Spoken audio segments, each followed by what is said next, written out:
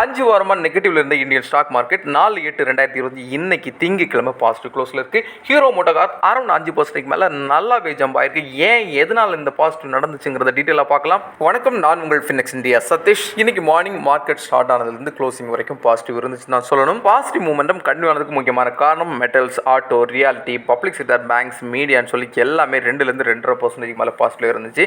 ID, pharma இந்த ரெண்டுமே positive சைடில் டேர்ன் ஆயிருக்கிறது முக்கியமான காரணம்.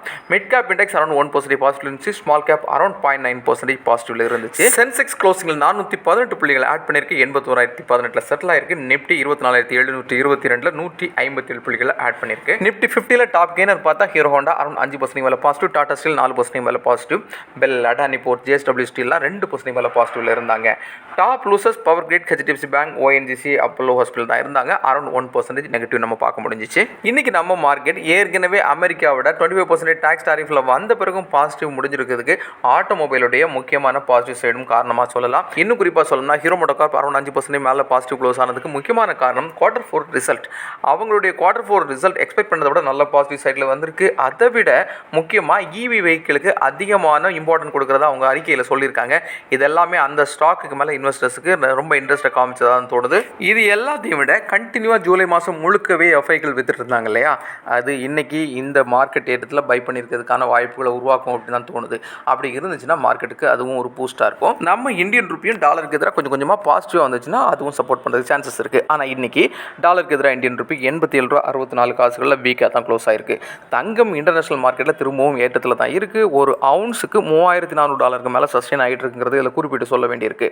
24 கேரட் தங்கத்தை பொறுத்தவரை 1 கிராம் 10,140 ரூபாய்க்கும், 22 கேரட் நகத்தங்கம் 1 கிராம் 9,295 ரூபாய்க்கும் ட்ரேட் ஆகிட்டு இருக்கு. சில்வர் 1 கிலோ 1,23,000 ரூபாய்க்கு எந்த விதமான விலை மாற்றம் இல்லாமல் ட்ரேட் ஆகிட்டு இருக்கு. எஃப்ஐக்கள் ரிப்போர்ட் இன்னும் வரல, வந்துச்சுன்னா அதையும் நான் போஸ்ட் பண்ணுறேன். அதோட அப்கமிங் போனஸில் இந்த வாரத்தில் நெஸ்ட்ல இருக்குது 1:1 போனஸ் இருக்குது. ஆகஸ்ட் 8ஆம் தேதி இந்தியா கிளைகோல் ஸ்டாக் ஸ்பிளிட் இருக்குது. பேஸ் வேல்யூ 10 ரூபாயிலிருந்து 5 ரூபாயா ஸ்பிளிட் ஆகுது. ரெக்கார்ட் டேட் ஆகஸ்ட் 12ஆம் தேதி. இந்த ஸ்டாக்ஸை நீங்கள் ஹோல்ட் பண்ணுறீங்கன்னா உங்கள் போர்ட்ஃபோலியோவை நீங்கள் செக் பண்ண வேண்டிய தருணம். இன்னைக்கு நம்ம மார்க்கெட்டோட முக்கியமான செய்திகள் இவ்வளோதான். நாம் எப்பவும் சொல்கிற மாதிரி இது முழுக்க educational purpose, not a recommendation. உங்களுடைய பங்கு சந்தை சார்ந்த முதலீடுகளை நீங்கள் எடுக்கிறதுக்கு முன்னால் உங்களோட ரிஸ்க் அப்பீல் என்ன அளவுக்கு இருக்குங்கிறத அண்டர்ஸ்டாண்ட் பண்ணி அதுக்கு தகுந்த மாதிரி முதலீடு பண்ணிக்கோங்க. நாம் எப்பவும் சொல்கிற மாதிரி வெறும் 100 ரூபாயிலிருந்து கூட stock market, mutual fund, ETF, digital கோல்டில் இன்வெஸ்ட் பண்ண முடியும். இந்த மாதிரிப்பட்ட சிம்பிளான இன்வெஸ்ட்மெண்ட் இருக்குங்கிறது எல்லா மக்களுக்கும், குறிப்பாக யங்ஸ்டர்ஸ்க்கு ரீச் ஆகும் தான் டே டு டே இந்த வீடியோ போஸ்ட் பண்ணிட்டு இருக்கோம். உங்களுக்கு இந்த வீடியோ பிடிச்சிருந்தா லைக் பண்ணுங்கள், கமெண்ட் பண்ணுங்கள், சப்ஸ்கிரைப் பண்ணுங்கள், ஷேர் பண்ணுங்கள். See you tomorrow.